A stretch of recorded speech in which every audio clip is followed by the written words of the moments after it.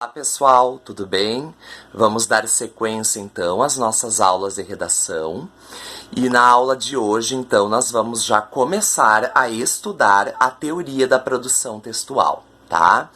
Pessoal, a aula de hoje, ela é o chão, ela é a base do nosso texto, tá? Que é o conhecimento da prova de redação. Um conhecimento que vocês precisam ter para saber aquilo que vocês irão enfrentar no dia da prova, certo? Então, assim, ó, como é que funciona a prova de redação do Enem, tá? Pessoal, nós temos as instruções, nós temos os textos motivadores e nós temos a voz de comando, certo? Eu sei que isso é sabido de todos nós que já prestamos o Enem, ou prestaremos, ou já vimos a prova, já tivemos algum contato. Certo? A questão é, pessoal, qual é a relação? Que cuidado eu preciso ter com esses três meios aqui, certo? Pessoal, as instruções, elas vão te situar o que você precisa fazer, que orientações vocês precisam seguir, que cuidados vocês precisam ter, tá? Então, em que possibilidade vocês teriam a redação de vocês anulada ou zerada, tá? Os textos motivadores e a voz de comando. Pessoal, também quero deixar claro para quem deseja acompanhar no polígrafo, a nossa aula hoje ela está na página 7, 8 e 9. Tá? Conhecimento da prova de redação. Pessoal, a voz de comando é aquela frase, né, que vem entre aspas, bem no final, quase no rodapé da prova. É ela que vai decidir o tema que vocês irão escrever, tá? Então, assim, ó, essa voz de comando, como a gente viu na aula passada, é ela que vai situar o tema de vocês. Tá? E como a gente já havia comentado na aula anterior, esse tema, ele nunca é uma palavra solta. Eu lembro que nós havíamos comentado, o meu tema nunca vai ser, por exemplo, reciclagem.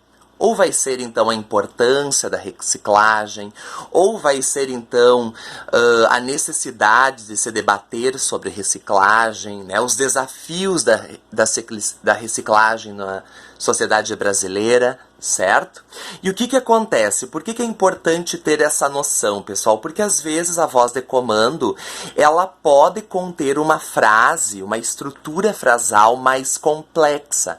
E do candidato ao ler não compreendê-la, né? Existem vários fatores que influenciam ali, às vezes o nervosismo, às vezes a questão de estar fazendo a prova, né? A ansiedade. Então, o que acontece, pessoal? Quando eu, digamos, não compreender direito a voz de comando, pessoal, o que eu vou fazer? São esses textos motivadores que vão me dar um norte. São eles que vão situar o que eu devo seguir, o que eu devo escrever na minha prova de redação. Certo? E aqui, ó, eu já trago para vocês, né, o que vocês têm o modelo, né, a foto da prova, né? Então, vocês podem observar que tem as instruções, tem os textos motivadores, vocês têm no polígrafo de vocês as últimas provas bem situadas, que vocês podem me acompanhar nesse momento, certo? Então, assim, ó, nós temos também aqui, que eu também coloquei para vocês, as últimas vozes de comando, tá? Para começar essa primeira aqui, publicidade infantil em questão no Brasil, tá?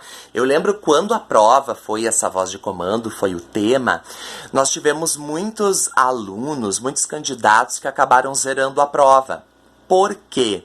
Porque quando a gente fala de publicidade infantil no Brasil, nós podemos, só a palavra publicidade infantil, nós podemos interpretá-la por dois viés.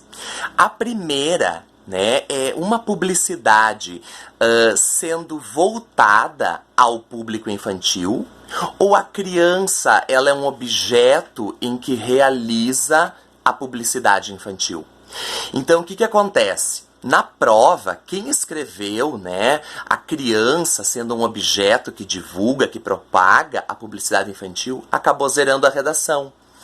Aí o que aconteceu? Os alunos, né, entraram em contato, muitas pessoas quiseram saber o porquê da prova e o que o MEC, né, o que a imprensa, né, trouxe como resultado. Toda essa questão que eu estou trabalhando com vocês, que a prova de redação, ela é uma prova completa.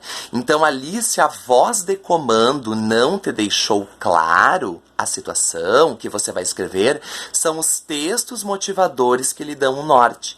E nesse ano em que o tema foi a publicidade infantil, os textos motivadores situavam, levavam ao aluno que era uma publicidade que teria, né, que influenciava esse público infantil e que poderia trazer problemas no desenvolvimento das crianças. Tá?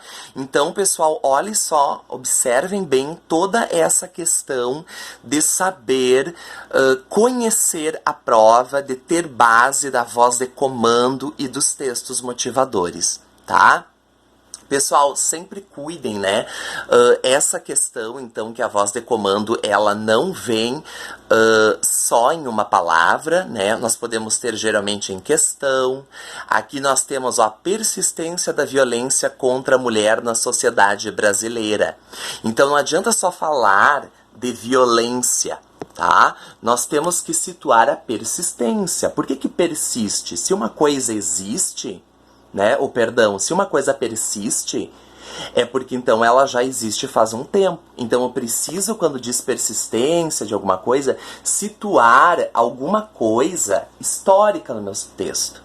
Os desafios da inclusão de surdos no Brasil. Esses desafios, o que são os desafios? São problemas.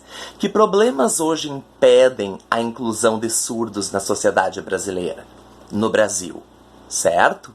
E também, pessoal, abre espaço aqui para responder também uma dúvida que vocês tiveram, né? Quando a voz de comando for caminhos para combater, né? Nós tivemos ali um ano que nós tivemos 2 aplicações da prova. Uma foi caminhos para combater a intolerância religiosa no Brasil e o outro foi caminhos para combater o racismo no Brasil. Então, pessoal, quando a prova, né, exige caminhos para combater, não adianta eu apresentar grandes estratégias argumentativas, exemplificações, citações. Vocês lembram que na nossa primeira aula a gente falou da importância de apresentar áreas do conhecimento? Não adianta eu fazer isso se eu não situar esses caminhos para combater, certo?